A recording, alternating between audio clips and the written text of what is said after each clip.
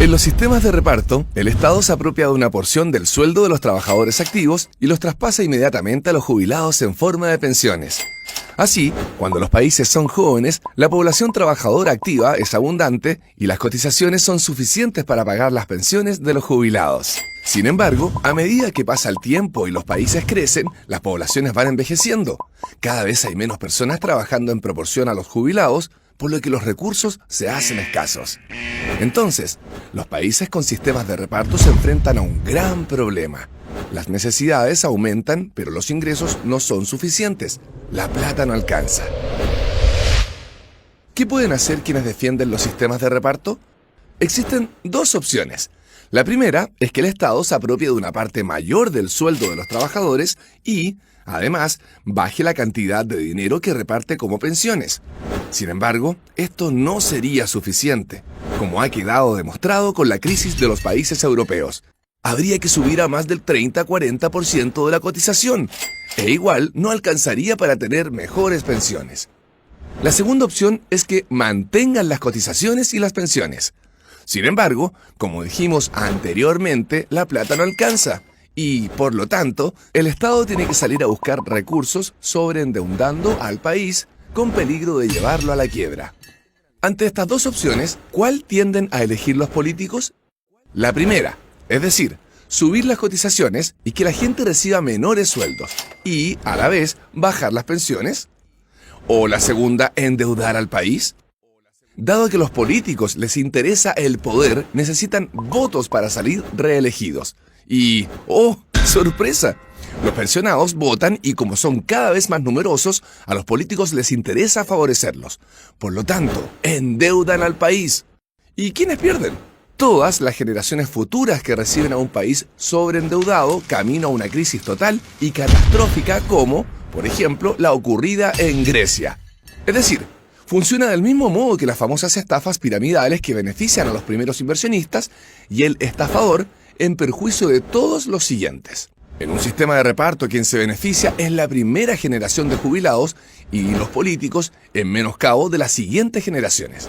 Además, los sistemas de reparto tienen otros problemas.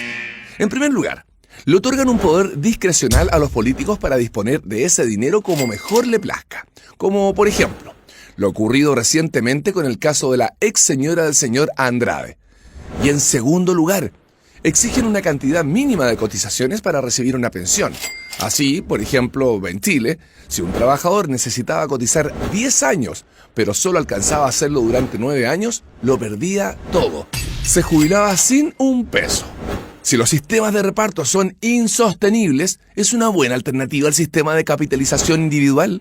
En un sistema de capitalización individual, los trabajadores, al igual que un sistema de reparto, cotizan parte de su sueldo, pero en vez de pasárselo al Estado, lo depositan en sus cuentas personales.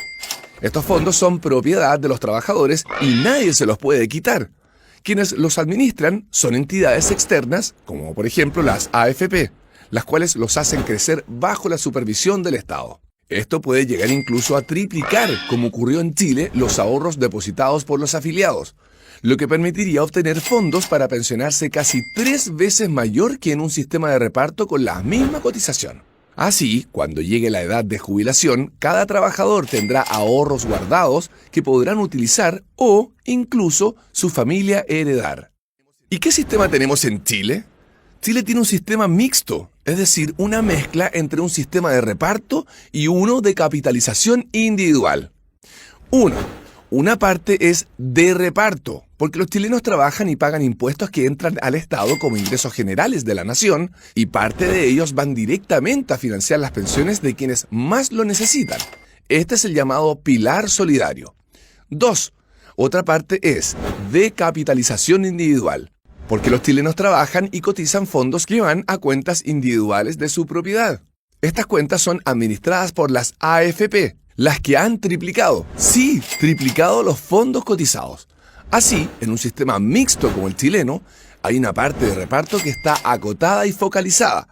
Es acotada para no quebrar al país ni perjudicar a las generaciones futuras y es focalizada porque esos recursos llegan a los más necesitados. Y la parte de capitalización individual es de cada chileno y nadie se la puede quitar. Además, el monto crece en el tiempo y, aunque un trabajador haya cotizado pocos años, cobrará su pensión igual, porque los fondos son suyos y no del Estado. ¿Por qué, entonces, las pensiones en Chile son tan bajas? Porque la tasa de cotización en Chile es muy baja. Es de 10% del sueldo, casi la mitad del promedio de la OCDE, que es alrededor del 19%. Además, porque existen muchas lagunas previsionales. Es decir, los trabajadores no cotizan todos los meses como deberían. Esto ocurre principalmente porque A. Trabajan en el mercado informal. B. Trabajan por cuenta propia y no se autocotizan. C. Están desempleados. Y, finalmente, porque para los más necesitados, el pilar solidario es insuficiente. ¿Qué hay que hacer entonces para mejorar las pensiones en Chile? Consolidar y mejorar el actual sistema mixto de pensiones, ya que volver al sistema de reparto llevaría a nuestro país al desfalco. Hay que fortalecer y aumentar el pilar solidario, para lo que se pueden reasignar aquellos gastos estatales que sean innecesarios.